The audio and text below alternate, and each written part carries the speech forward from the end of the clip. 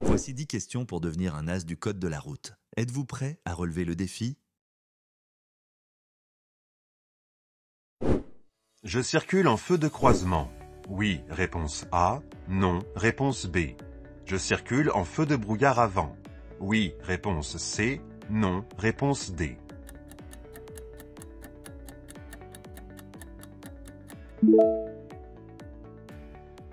Qu'indique ce panneau? Il signale l'entrée d'un lieu-dit. Il s'agit d'une zone d'habitation hors agglomération. La route devant moi reste étroite et sinueuse. Je peux circuler en feu de croisement ainsi qu'en feu de brouillard avant. Bonne réponse, A et C. Dès que le tramway sera passé, je franchirai l'intersection. Oui, réponse A. Non, réponse B.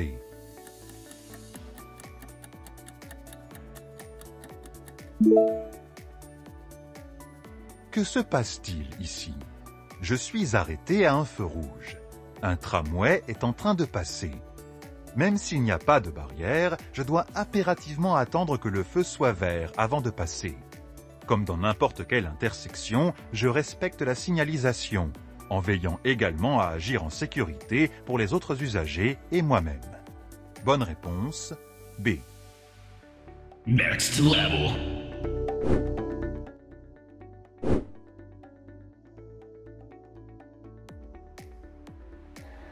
En cas d'intervalle de sécurité trop petit, il y a un risque de collision en cas de freinage brusque. Oui, réponse A. Non, réponse B. Doit être d'au moins 2 secondes. Oui, réponse C. Non, réponse D.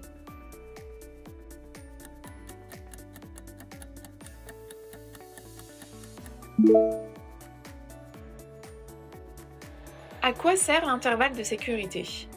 Il permet d'éviter une collision. En effet, si l'intervalle est trop petit, en cas de freinage brusque du véhicule devant moi, je risque de lui rentrer dedans. Il doit correspondre au temps de réaction et à une seconde de marge de sécurité, soit 2 secondes. Bonne réponse, A et C. Congratulations. Le dépassement de poids lourd peut être perturbé par le vent, réponse A, par le porte-à-faux, réponse B, par l'aspiration, réponse C.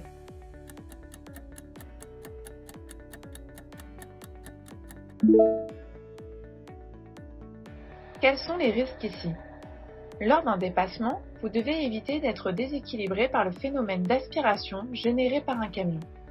En fin de manœuvre, le phénomène peut s'inverser à l'aplomb de la cabine et projeter un véhicule vers l'extérieur, surtout par fort vent latéral.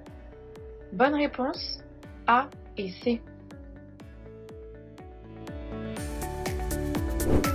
Je me tiens prêt à baisser mon pare-soleil. Oui, réponse A. Non, réponse B.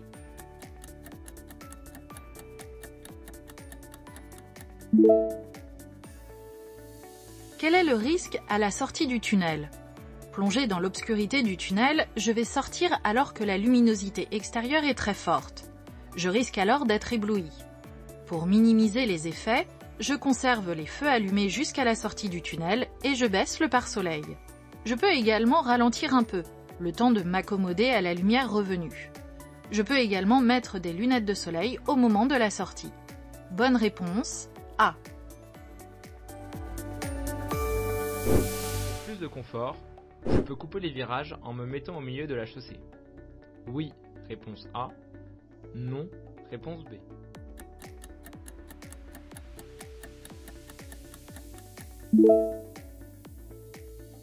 En quoi couper les virages est-il si dangereux? Lorsque vous circulez sur une route à double sens de circulation, il est indispensable que vous suiviez le tracé de la route pour éviter toute collision. Couper un virage reste une action dangereuse car vous empruntez alors une voie en sens inverse. Le risque est d'autant plus grand juste avant un virage sans aucune visibilité. Bonne réponse, B. Je dois rouler à 130 km/h. Oui, réponse A. Non, réponse B. Je peux rouler à 130 km/h. Oui, réponse C. Non, réponse D.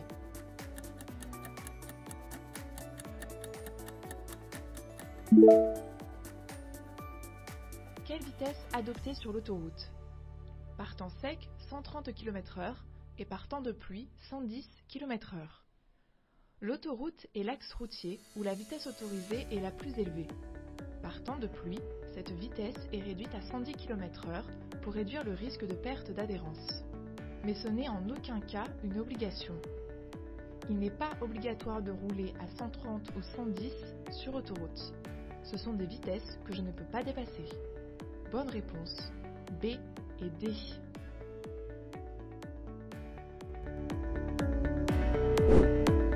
Ce panneau indique une entrée en zone de montagne. Oui, réponse A. Non, réponse B. En hiver, il est obligatoire d'avoir des équipements hivernaux sur son véhicule. Oui, réponse C. Non, réponse D.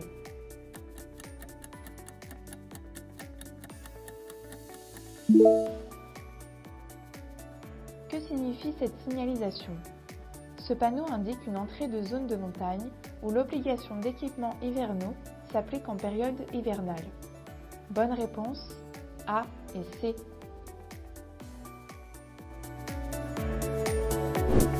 Je me suis trompée d'itinéraire. Je peux encore me rabattre sur la droite. Oui, réponse A. Non, réponse B.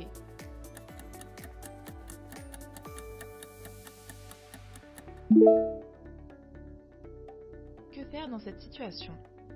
Lorsque je suis au volant, je ne dois en aucun cas prendre de risques pour ma vie, celle de mes passagers ou d'autres usagers. Pour cette raison, même lorsque je me suis trompée d'itinéraire, je respecte la signalisation et m'adapte à la situation. Ici, il est trop tard pour emprunter la sortie et il est interdit de circuler sur un zébra. Je continue donc sur cette voie et chercherai un nouvel itinéraire pour atteindre ma destination. Bonne réponse, B.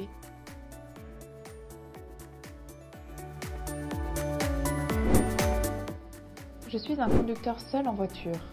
Je peux circuler sur cette voie. Oui, réponse A. Non, réponse B.